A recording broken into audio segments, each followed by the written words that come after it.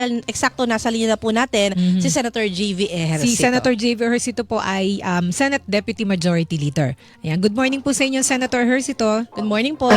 Yes, good morning. Magandang umaga sa inyo. Good morning po. Sir, si Isa muna may tatanong. Ayun.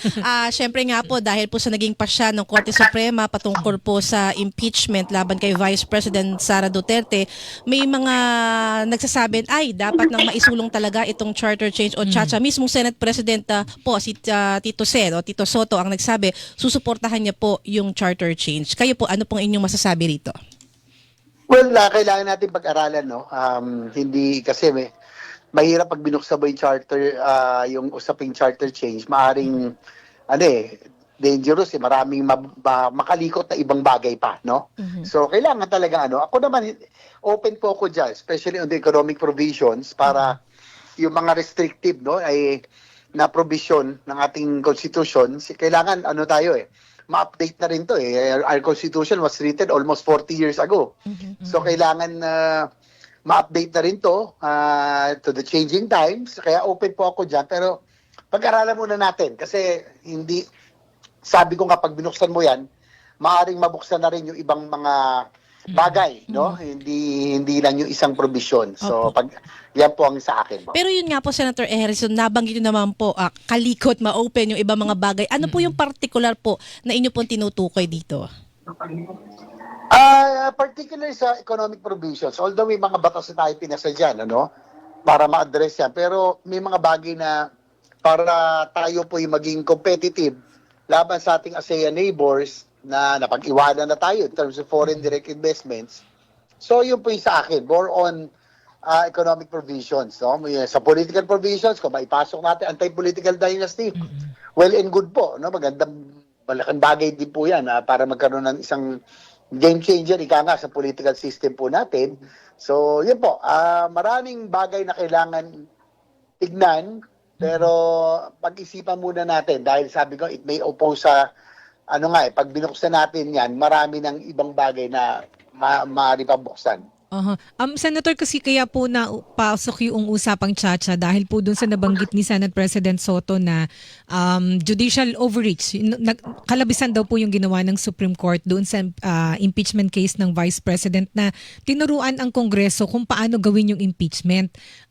Sir, kayo sa tingin nyo, ganun nga din ho ba yun? At ang naisip niya ho yung charter change bilang solusyon para daw ho para klaro na yung impeachment rules at nang hindi mapangingasukan, hindi mabago ng Supreme Court. Impeachment ay nakasada mo sa batas na talagang yan ay pangunahing trabaho ng at responsibilidad ng Kongreso, no? Magsisimula sa House tapos ang Senadong magiging hurado at maliwanag yan. At siguro gusto natin respetuhin po ang ating Korte Suprema, bring po equal badge, pero in a way I agree din na talagang may overreach ng kaunti, no? Dahil yan po ay dapat itong impeachment process ay talagang na yan, kumbaga turf na dapat yan ng Kongreso at ng Senado.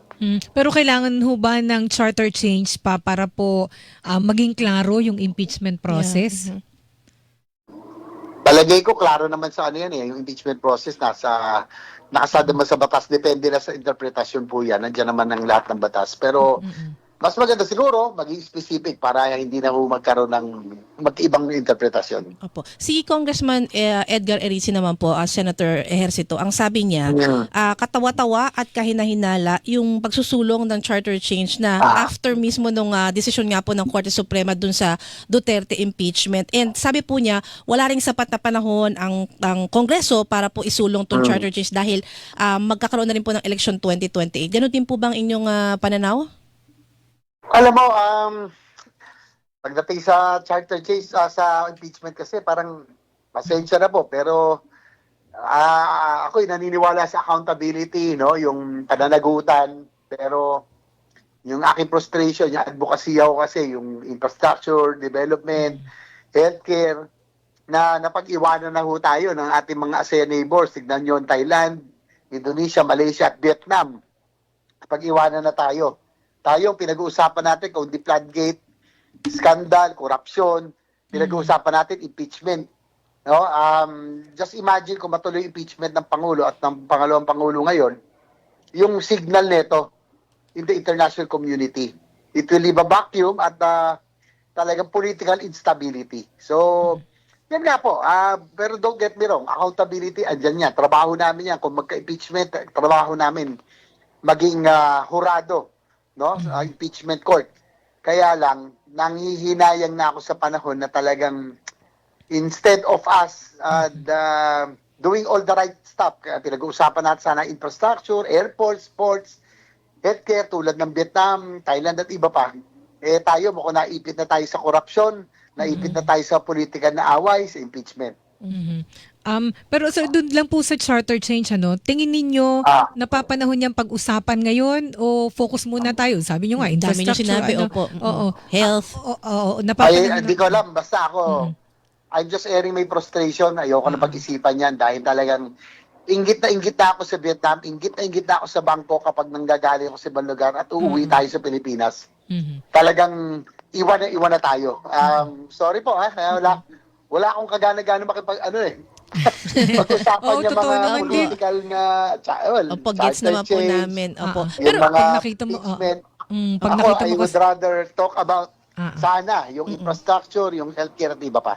Pero sir, yung practicality nung charter change with wala nang 3 taon yung Marcos administration. Kung titingnan, kayo naman po ay matagal na rin sa Senado, sa politika. Sa inyong tansya, malabo ito sir sa huling 3 taon ng administrasyon? Wala na, halos 2 taon na lang. Talagang mahirap na yata ihabol sa ngayon. No? Pero sabi ko nga, we're for accountability. We'll take where the evidence will take us. Kaya lang, yun lang. Sorry, kaya I'm just airing my frustration na tayo'y napag-iwanan na talaga. Opo. Pero may mga nakakausap po ba kayo, mga kasamahan nyo sa Senado? At ano po yung Wala nasasabi ako nila sa Chacha? pinag-uusapan dahil wala nga akong kagana-gana sa mga niyang usapin. Pasensya na po. Ramdam namin, Sa Senator. Senado. Dahil wala na kayong makukusagot sa akin dahil wala akong Basta sa wala na akong isasagot dyan. basta sa Senate, sir, ito kasi yung out of frustration kasi nailabas ni Senate President yung tungkol sa charter change. Pero sa inyong mga caucus, sa inyong mga pag-uusap, sa LEDAC, walang chacha. Wala pa. Hindi pa kami nagko-caucus nung lumabas yung mga issue yan. Opo. Okay. And then sir, ito po, isa kayo sa mga tumayo noong pong Lunes. Nagpahayag kayo ng pagkadismaya doon sa mga pananalita ng Chinese Embassy laban sa mga opisyal natin. Kahit pati po kayo mga senador ay kasama na sa binabanatan mula doon sa mula sa pagbanat nila sa tagapagsalita na ating Coast Guard. So sir, meron kayong resolution, hindi ho ba, na nagpapahayag ng pagkadismaya ng Senado sa mga pananalita ng Chinese Embassy? Yan po ba ay aaprubahan? Tuloy po ba yung pag-approve dyan, sir? Kasi in-expect po namin nung Wednesday pero hindi na-approve. Tingnan nung natin sa Lunes, humingi ng oras ang minority leader na pinagbigyan naman ng Senate President na valid naman yung kanyang sinabi na hindi tayo dapat padalos-dalos, pag-aralan muna bago magpasa ng isang resolution. So tingnan natin kung baka nasa agenda na po yan bukas, no? Baka ipagpatuloy yung debates o kaya yung ating discussion sa floor tungkol sa resolution laban sa Chinese Embassy officials. Pero hindi naman ho ninyo doon, hindi naman kasama sir doon sa resolution yung pagpapadeclare na persona non grata yung ambassador at saka yung deputy spokesperson ng embassy, di ba? Hindi po. Yan po ay lumabas lamang na during the discussion on the floor. Actually, ako naglabas niyan. Sabi ko, later on, pag hindi umayos ang Chinese officials sa pangunguna ng ating bagong ng Chinese ambassador, baka later on pwedeng i-declare ang persona ng grata dahil hindi siya nakakatulong na may ayos at gumanda ang relasyon ng Pilipinas at China. Yun ang dapat na papel ng ambassador bilang diplomat ay pagandahin ang relasyon. Kaya lang mukhang ito, ang pakay niya, bantayan, magmatsyag sa Estados Unidos at sa mga kaalyado nito in terms of strategy and military might. Kaya, very hostile siya, very, hindi siya diplomat, no? Basta, hindi disrespectful, I would say, to the host country. Kaya, dapat sigurong kaya I support the resolution, although, hindi pa naman extreme na yun yung persona ng grata. Pero dapat i-call yung attention ng Chinese Embassy. Opo. Senator Ejercito, kasi bukod po doon sa issue nga po laban doon sa ambassador, may mga ilan din na pumupuna kay Commodore J. Tariela na may mga nagsasabi na hindi dapat din ganyan yung ginawa ni Commodore Tariela. Dapat medyo naging mas mahinahon siya. Bagamat alam naman natin yung nangyayari sa West Philippine Sea. Kayo po, bilang isang senador, ano po yung inyong mapapayo sa mga opisyal din natin pagdating po sa kanilang paghahayag, di ba, patungkol po sa issue ng West Philippine Sea? Well, sila rin naman gumagawa niyan yung kanilang Global Times, yung mga ganyan, kanilang Chinese propaganda. Binabastos din naman tayo mga opisyal natin. Si Pangulong Bongbong Marcos, mga senador, no? Ako, nadami na rin minsan dyan. Sa Chinese Embassy, nagre-react sila. Well, yung kay Commodore J. Tariela, sabi na natin medyo hindi dapat sana dahil siya isang opisyal. Kaya lang hindi mo rin masisisi si Commodore J. Tariela dahil siya isang miyembro siya opisyal ng Coast Guard. At ang mga miyembro ng ating Coast Guard ang nakakaranas ng pambubuli, pangaharas, pambabastos ng mga Chinese Coast Guard at mga People's Liberation Army, mga Navy nila sa West Philippine Sea. 'Di ba? Hindi mo masisisi na gano'n ang reaksyon at emosyonal si Commodore Tariela dahil mga tao niya, sila yung makasamahan po niya sa Coast Guard ang nakakaranas ng pambabastos at pambubuli mula sa mga Chinese, sa mga Chinese Coast Guard. Ang iginagalit po nila yung gumawa ng AI-generated na Mga litrato, may mga litrato, imahe, yung pinagmukhang katawa-tawa si Chinese President Xi Jinping. Syempre, Kaya nga sabi ko, medyo nag-over po siya doon. Pero hindi nyo rin masisisi po si Commodore Tariela maging emosyonal at kumbaga may galit ng konti sa China dahil mga kasamahan po niyan, mga tao po niya ang nakakaranas ng pambubulit, pambabastos ng mga China Coast Guard. Sir, ang sabi, ngayon daw ang China wolf diplomacy. Yung sila confrontational talaga. Yung dati, di ba may mga kaya nga diplomasya, kailangan yung mga pananalita mo, maingat na maingat. Pero this time, yung observation ninyo, Senator? Well, talagang ang pakay nila yung geopolitics yung kanilang away sa Estados Unidos, establishment of the superpower. Kaya nga ako, sabi ko nga, hindi ako galit sa mga Chinese. Ako lumaki sa isang Chinese school, nag-aral sa Chinese school, mahal ko ang aking mga Chinoy friends. Ang galit po ako kay Xi Jinping at sa kanyang expansionist government. Dahil sila po expansionist, walang respeto sa UNCLOS, walang respeto sa soberenya ng Pilipinas. So, yan po. Kinakailangan magsama-sama talaga yung mga right-minded nations. Hindi natin kaya ang China dahil superpower sila. Tayo third world nation, kailangan maging kalyado po natin mga right-minded nations para po meron tayong katulong at katuwang sa pakikipaglaban sa ating soberenya at sa ating panalo sa victory sa UNCLOS. Senator, dun po sa resolution ninyo, 15 senators ang pumirma. Kanina pinansin ni Isa, bakit hindi lahat ng senador ay lumagda? Parang hindi pa yung nagkakaisa. Parang hati Sa pa. puntong ito, kung nahahati pa ba tayo dito sa puntong ito? So bakit kaya ganun? 15 lang kayong pumirma, yung siyam yung kasamahan hindi. Alam mo, kanya-kanya kaming opinion, kanya-kanya kaming posisyon. So maganda, tanungin nyo na lang po sila. Ayoko naman pang himasukan po sila. May kanya-kanya silang dahilan, malamang. So ayoko pong magkomento po dyan. Opo. Malamang. Ayun sir, kaya doon ako magte-take off kasi doon sa next question ko po, Senator JV. Kasi dito sa punto na ito, sa Senado, ito merong hindi nga lumagda doon sa resolution. Ibig sabihin, hindi kasang-ayon doon sa resolution o sa pagkadismaya doon sa Chinese Embassy. Kahit po yung mga kababayan natin, di ba may mga sosokmed post din. Ang binabanatan pa, yung mga nagsasalita against China. May sinasabi po yan? May mga troll. Ilan lang yung troll ng China yan at funded ng China po yan. Ayun. Kahit sa base sa survey, 90% ng Pilipino galit po sa ginagawa ng China. At alam po na China po ang biggest threat. Kahit basahin yung survey, 80% di bababa. So alam po natin, paglalaban po natin. As long as pinaglalaban mo ang ang karapatan ng Pilipinas sa teritoryo, yung ating po rights sa Philippine Exclusive Economic Zone.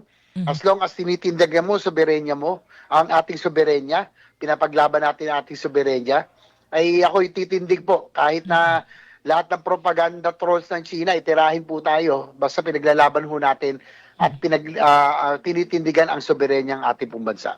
Sir, pwede bang ituring na pagtataksil sa bayan yung ganun, yung mga troll kasi binabayaran, di ba? Yeah. Meron daw po kasi, naalala ko nun si dating Senator Francis Tolentino, sir, di ba, in-expose niya na meron binabayarang kumpanya ang Chinese Embassy Sa Makati ba yan? o para pag-ooperate ng troll. Siyempre, may mga denial, pero ito yung punto na meron daw binabayaran na kumpanya, nagbabayad ng troll, so yung mga troll naman, siyempre, naghahanap buhay, so mambabanat na. So, ano yung pwedeng gawin kaya dito? Pwede ba itong krimen? O anong remedy dito? Paano sila dapat ituring yung pong mga Pinoy na nagpapabayad sa foreign government para siraan ang gobyerno natin? Well, pwede natin consider yan. That's the reason. Dahil, interest na ng ating bayan yan at security, security issue na yan, national security issue na po yan dahil na to ng China at Pilipinas away to Kung ibang bagay, pwede ho bakalusot. Pero sa akin, pwede pag-isipan kung yan po ay national security issue na dahil nga po sa sensitibong issue ng West Philippine Sea. And then sir, isa lang sa puntong ito, bilang kayo naman po sa Senado para alam ng ating mga kababayan, para matulungan naman po ang Philippine Coast Guard para syempre hindi naman para higit bukod po doon sa ating pagpapahayag ng suporta sa Coast Guard, sa ating mga opisyal na binabanatan ng Chinese Embassy, nagtatanggol lang naman ho tayo sa ating teritoryo. Ano po yung concrete na tulong halimbawa ng Senado para po sa Philippine Coast Guard, sa Philippine Navy para mas mapalakas po yung kanilang kakayanan na idepensa ang ating teritoryo? Well, palagay ko naging very consistent po tayo niyan sa Senado, no? Siguro na-monitor niyo naman yan for the past how many years sa mga budget hearings na isa po ako sa talagang sumusuporta na palakasin po ang ating armed forces sa Philippines, sa Philippine Navy, Philippine Air Force in particular dahil ang ating external defense, ang ating pong Coast Guard, no? Ako po yung nagdepensa ng DOTR. Marami ho tayong nilagay na pondo para makabili pa ng mga malalaking barko para naman hindi binubuli ng China at yung mga iba pang kailangan. Kahit tanungin yung Coast Guard, napakalaki ng pondo nila this year. So, I think the Senate has been consistent in supporting the AFP modernization and the Coast Guard through the years. No? Maaaring kinakat yan madalas ang AFP modernization budget sa House, sa Kongreso, pero madalas ay nire-restore po yan ng Senado at madalas ay dinadagdagan pa, no, ang budget nito. And this year, I'm happy to note na dati 10 billion madalas ang AFP modernization. Ngayon po ay bukang aabot pa ng higit 50 billion dahil sa sobrang pera sa flood control ay sa aking proposal na tinanggap ng Senator Gatchalian, nalakihan na natin one time, big time ang AFP modernization at Coast Guard budget. No? AFP modernization baka umabot ng parang 40 billion o 30 billion sa program funds at may extra 30 billion pa sa unprogram funds. So napakalaki niyan. No? Ang ating pong nais ay pakay ay maging respetado, maging ma-achieve dati yung minimum credible defense posture ng ating pong Navy at ng Air Force, yung external defense ay palakasin as a deterrent. Hindi natin layon na pantayan ang lakas ng China. Dahil China ay superpower, hindi natin talaga kaya yan. Pero yun namang respectable at minimum credible defense posture ay maibigay naman natin sa ating Navy, Air Force at sa ating pong Coast Guard. So, sir, dun sa binanggit po ninyong amount na nadagdag sa budget ng Coast Guard, makakabili sila ng water cannon? May mga water cannon naman po ang ating po mga Coast Guard o mas malakas vessels. na water Hindi lang cannon? po nila ginagamit. No? Nandyan equipped naman po yan because they are practicing maximum tolerance. Ayaw po nilang magkaroon ng tunay na uminit ang konfrontasyon. Hindi nila pinapatulan ang pagiging bastos at pagiging hostile ng China Coast Guard. Nagtitimpi, mapagtimpi. Sir, Opo, actually malaki yung vessel na ating magiging order, parang 2.5-3 billion pesos yata yung inalat ko this year for Coast Guard para medyo malaki-laki na. Ito yung halos yung laki ng biggest vessel ng Coast Guard yun. So, madodoble, matitriple. Magiging 2 o 3 po yung madadagdag na malaking vessel. Wow. Basta sir, dun sa issue ng Pilipinas at China, sagutan na ganyan, pero sa huli, ang kailangan pa rin diplomasya, hindi ba? Kailangan pa rin na Of course. sa pag-uusap. Hindi naman tayo binabrand tayo ng mga ano daw tayo, pro-war, anti-China, pro-war tayo. Hindi natin gusto ng gera. We exhaust all diplomatic means. No? Kaya lang, di naman pwedeng niyuyurakan tayo at binabastos tayo. Kung gusto na maging kaibigan tayo, matuto ring respetuhin tayo ng China. No? We have a long history of friendship, relationship. Marami hong Chinoy dito, by economic ties tayo. But we have to learn how to respect the UNCLOS. You have to learn how to respect the territorial integrity and sovereignty of our country. Yun po ang akin. Kaya, paano po, ako ay tumitindig, hindi po ako galit sa Chinese people. Galit po ako kay Xi Jinping at sa kanya pong expansionist government. Pero yun nga po, kayo ho ba, satisfied ho kayo sa mga ginagawang aksyon ng Marcos Jr. administration pagdating po dyan sa usapin nga ng China sa issue ng West Philippine Sea? Talagay ko naman, ako po pagdating sa ganitong dapat we rally under our flag, mag-iisa lang tayo kahit ano pang partido o natin, affiliation, no? Palagay ko naman ang administrasyon ay, to be fair, naging consistent naman sa na sa pagtindig nito sa pakipaglaban sa soberenya ng Pilipinas tungkol sa West Philippine Sea. At kailangan ho ba, Senator Ejercito, na mag-usap ang DFA at ang Philippine Coast Guard? Kasi ang talagang vocal, dahil spokesperson naman talaga siya for the West Philippine Sea, si Commodore J. Tariela. Ang claim ni Senator Rodante Marcoleta dun sa interpellation niya dito sa resolution, ang unawa daw po niya nung makausap niya ang mga taga-DFA, Department of Foreign Affairs, hindi ikinukonsulta sa kanila ni Commodore Tariela yung mga sinasabi niya. Okay. So dapat daw, klaro, o DFA na lang ang magsalita. Well, tignan po natin. Siya po yung head ng task force ng West Philippine Sea. Siguro dapat magkaroon ng delineation pagtungkol sa foreign policy, sa mga ganyan. Siguro kay Commodore Tariela, pag may mga incident na lang po ang Coast Guard. So, pwede pag-usapan nila coordination kung ano po yung delineation ng mga areas or issues na pwedeng pag-usapan po. Ayan. And then, sir, isa na lang, nadaanan ko kanina yung report. Kayo yung unang nag-expose nung anomalya dun sa paggamit ng letter of authority ng BIR. Kasi yung LOA na yun, tama ho ba, notice ito doon sa isang kumpanya na inspection kayo, titingnan kung nagbabayad kayo ng tamang buwis. So nagamit yan sa harassment at si Senator Ejercito yung unang nagsabi na pati pala yung mga ambassador ng iba't ibang bansa nagreklamo dahil yung mga negosyante galing sa kanilang bansa na experience yung pagninegosyo dito na hinaharas. So, sinuspend yung pag-i-issue ng LOA. Ngayon po, balik na. Di ba? Resume the report na yata yun. Resume na. So, ano yung expectation ninyo dito? Ano po ang dapat na mangyari dito? At meron ho ba kayo narinig ulit na apprehensions dito sa BIR LOA? Well, nung una kong in-expose yan, nilabas po yan during the budget hearings. Talagang wala naman hong gusto maglabas yan dahil takot sa BIR. Kahit takot na sa BIR. Kaya lang, masyado na hong garapal, no? Ang paggamit ng sa LOA bilang tool for extortion. Sabi ko nga, tama nga po yun, yung mga embassy na, mismong Japan Embassy, kausap ko lang kailan, yung ilang investor dito nakaranas din po ng ganyan, ng harassment, no? Kaya, yan po ay, nung in-expose ko po yan, kaupo lang po ni Commissioner Charlie Mendoza, no? So, maganda lang, nagkausap kami noong 1 linggo, may mga reforma na siyang gagawin, hindi na basta-basta pwede magkaroon ng LOA, once a year na lang, at I think kailangan aprubahan po ng BIR Commissioner, so para monitored po, para hindi ito magamit pang-extort ng mga mas mababang rangko o na opisyal sa BIR. So, tingnan po natin, may mga reforma namang mukhang i-introduce po ang ating bagong BIR Commissioner. Ayan. With that, Senator, maraming salamat po sa inyong oras. Salamat po sa panayam na ito. Thank you so much po. Ingat po palagi. Okay, salamat. Salamat po mga kapuso. Ang ating nakapanayam po si Senator J.V. Ejercito, Deputy Majority Leader ng Senado. Ang oras po alas 8.